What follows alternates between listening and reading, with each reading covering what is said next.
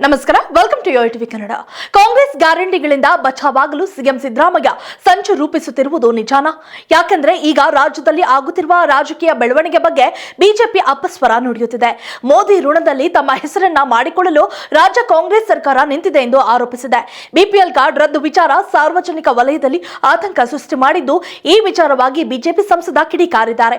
ದಾವಣಗೆರೆಯಲ್ಲಿ ಮಾತನಾಡಿದ ಸಂಸದ ಬಿವೈ ರಾಘವೇಂದ್ರ ಅವರು, ಕಾಂಗ್ರೆಸ್ ಸರ್ಕಾರಕ್ಕೆ ಜನರು 2/3 ಮೆಜಾರಿಟಿ ಕೊಟ್ಟಿದ್ದಾರೆ.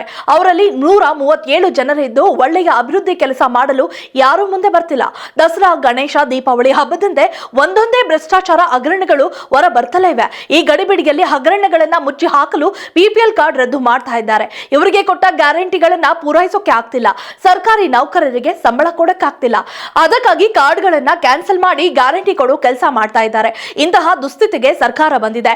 ಇದರಿಂದ ಬಡವರಿಗೆ ಅನ್ಯಾಯ ಆಗ್ತಾ ಇದೆ. ಇದರ ವಿರುದ್ಧ ನಾವು ಹೋರಾಟ ಮಾಡ್ತೀವಿ ಎಂದು ಬಿವೈ ರಾಘವೇಂದ್ರ ಹೇಳಿಕೆ ನೀಡಿದ್ದಾರೆ.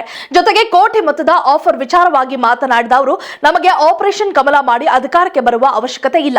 ಅವರ ಮೇಲೆ ಭ್ರಷ್ಟಾಚಾರ, ಕಪ್ಪು ಚುಕ್ಕಿಗಳು ಇದೆ. ಅವರಲ್ಲಿ ಆಂತರಿಕ ರಾಜಕೀಯ ಕಚ್ಚಾಟ ನಡೀತಾ ಇದೆ. ಶಾಸಕರು ತಮ್ಮ ಪರ ಇದ್ದಾರೆ. ಸಿದ್ದರಾಮಯ್ಯ ಮುಟ್ಟಿದ್ರೆ ಸರ್ಕಾರ ಉಳಿಯಲ್ಲ ಅನ್ನೋ ಸಂದೇಶ ಡಿಕೆ ಶಿವಕುಮಾರ್ಗೆ ಕೊಡೋಕೆ ಈ ರೀತಿ ಸುಳ್ಳು ಆರೋಪ ಮಾಡ್ತಾ ಇದ್ದಾರೆ ಎಂದಿದ್ದಾರೆ. ಅಲ್ಲದೆ ಮೂಡಾ ಬಗ್ಗೆ ಮಾತನಾಡಿದ ಅವರು, ರಾಜ್ಯದಲ್ಲಿ ಬಡವರಿಗೆ ಸೈಟ್ ಸಿಗದೆ ಇರೋ ಟೈಮ್ನಲ್ಲಿ ಅವರಿಗೆ ಸೈಟ್ ಸಿಗುತ್ತೆ.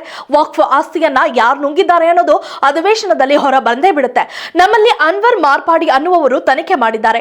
ಅವರು ಈ ವಿಚಾರದ ಬಗ್ಗೆ ಉತ್ತಮ ತನಿಖೆ ಮಾಡಿದ್ದಾರೆ. ಸದ್ಯದಲ್ಲೇ ಎಲ್ಲ ಹೊರ ಬರುತ್ತೆ ಎಂದು ಕಾಂಗ್ರೆಸ್ ವಿರುದ್ಧ ಚಾಟಿ ಬೀಸಿದ್ದಾರೆ. ಹಾಗೆ ಕೋವಿಡ್ ಸಮಯದಲ್ಲಿ ಜನರ ಜೀವ ಉಳಿಸುವ ಬಿಜೆಪಿ ಸರ್ಕಾರ ಸಾಕಷ್ಟು ಕೆಲಸಗಳನ್ನ ಮಾಡಿತು. ಎಲ್ಲಂದರಲ್ಲಿ ಆಕ್ಸಿಜನ್ ತಂದು ಜನರ ಜೀವ ಉಳಿಸುವ ಕೆಲಸ ಮಾಡಲಾಗಿದೆ. ಯಾರು ಪಿಪಿ ಕಿಟ್ ಇಲ್ಲದೆ ಕೆಲಸ ಮಾಡದೇ ಇರೋ ಸಂದರ್ಭದಲ್ಲಿ ಪಿಪಿ ಕಿಟ್ ಅನ್ನ ಕೊಟ್ಟು ಕೆಲಸ ಮಾಡಿಸಲಾಗಿದೆ. ಇಂತಹ ವಿಚಾರದಲ್ಲಿ ಇಲ್ಲ ಸಲ್ಲದ ಆರೋಪವನ್ನ ಮಾಡ್ತಾ ಇದ್ದಾರೆ.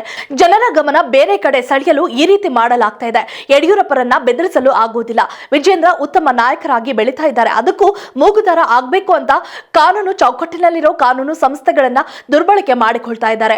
ಧಮಕಿ ಹಾಕಲು ಕಾನೂನು ದುರುಪಯೋಗ ಪಡಿಸಿಕೊಂಡು ಈ ರೀತಿ ಮಾಡಲಾಗ್ತಾ ಇದೆ. ವಕ್ಫ್ ಹೋರಾಟ ವಿಚಾರದಲ್ಲಿ 2 ಟೀಮ್ ಇಲ್ಲ, 2 ಅಲ್ಲ 10 ಟೀಮ್ ಆಗಿ ಹೋರಾಟ ಮಾಡಿದ್ರು ಪರವಾಗಿಲ್ಲ.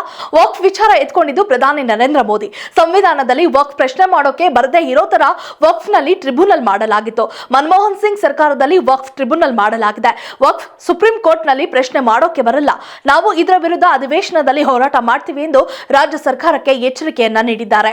If you like this video, ಬೇಗ ಲೈಕ್ ಮಾಡಿ, ಕಾಮೆಂಟ್ ಮಾಡಿ, ಶೇರ್ ಮಾಡಿ ಹಾಗೂ ಯೋಯೋ ಟಿವಿ ಕನ್ನಡವನ್ನು ಸಬ್ಸ್ಕ್ರೈಬ್ ಮಾಡಿ.